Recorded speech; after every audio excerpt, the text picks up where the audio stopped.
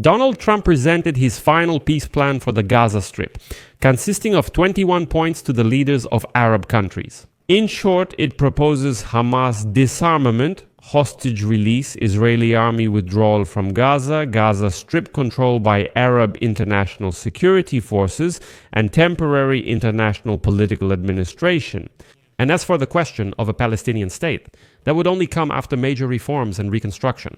Well, it seems that in the office of Israeli Prime Minister Benjamin Netanyahu, they do not agree with such a plan and have their own concerns. But Trump assures that he has something hidden in this plan that Israel will definitely like, and they will discuss it on September 29. Meanwhile, the Israel Defense Forces have already captured more than half of the largest city, Gaza. My name is Alexei Peche, that was the preamble, now let's get into the details. But before we start, I want to remind you that several news analysis segments are released every day on this YouTube channel. So that you stay up to date with all the news, I recommend subscribing to this YouTube channel, hitting the like button, and please leave a detailed comment under this episode. This really helps a lot with promoting the video. I'll begin with a quick overview before we explore the topic in depth. As it became known today, the United States promises to stop Israel's annexation of the West Bank and to monitor the implementation of the agreement as part of the peace plan for the Gaza Strip. According to the document, which was discussed with all key Arab leaders last week in New York, United States President Donald Trump's plan also provides for a ceasefire and the release of hostages, an immediate end to hostilities, and the release of hostages within 48 hours. The complete disarmament of Hamas, meaning the destruction of offensive weapons, amnesty for militants who renounce violence, and safe exit abroad for others. Humanitarian aid and reconstruction, United States led efforts to restore hospital and housing infrastructure, and the distribution of aid under the supervision of the United Nations and other neutral organizations. Next, temporary administration of Gaza will be carried out by qualified Palestinians under international supervision until reforms of the Palestinian Authority are implemented. International security forces, Arab and international troops will provide security in Gaza. For now, it's just an idea. Israel will gradually withdraw its troops, prisoner exchange. Israel will release Palestinian prisoners after the hostages are freed. And the last point is the path to Palestinian statehood. Future negotiations may consider the issue of creating a Palestinian state, but only after reforms and reconstruction. And let me remind you that recently, Trump announced effective negotiations before signing the final peace agreement at the end of the war in the Gaza Strip. And his special representative, Steve Witkoff, announced a breakthrough in the negotiations to end the war in the Gaza Strip. But now Israeli officials are saying that Prime Minister Benjamin Netanyahu has doubts about the White House's 21-point plan for a ceasefire and post-war governance.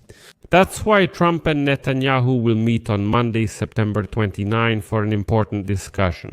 Today, September 28, Trump said, quote, "We have a real chance to achieve greatness in the Middle East. Everyone supports something special. We will do this for the first time ever." But notably today, September 28, in an interview with Fox News, Netanyahu did not say that he accepts Trump's plan. He only said that it still needs work. In addition, on Sunday, the Hamas movement stated that it had not received any new proposals for a ceasefire. And now, sources from the Israeli authorities assure that Netanyahu will voice his reservations and insist on making changes to the ceasefire plan. At the same time, they emphasize the difficulty of reaching an agreement, even if many details had been worked out in advance.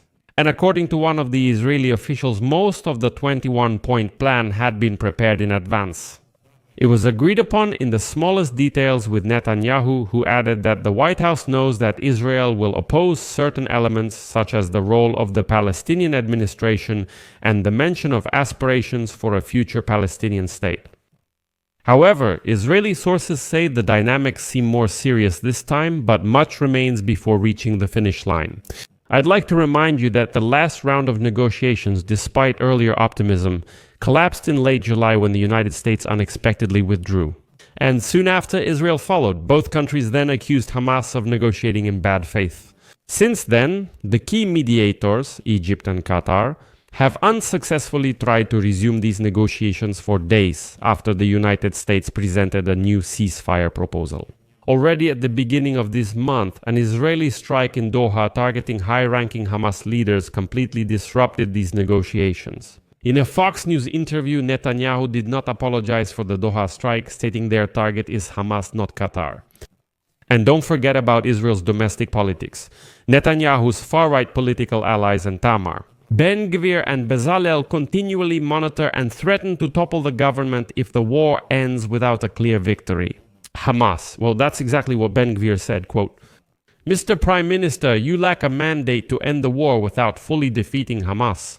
But in the meantime, the Israel Defense Forces have established operational control over more than half of the territory of Gaza City. More than 800,000 out of 1 million civilian residents have been evacuated from the city." According to sources in the Southern Command of the Army, the territorial gains of the Israeli army were the result of coordinated maneuvers at several points by various divisions as part of Operation Gideon's Chariot-Two. In recent days, the Israel Defense Forces has indeed expanded the scale of strikes throughout Gaza, attacking more than 140 targets every night.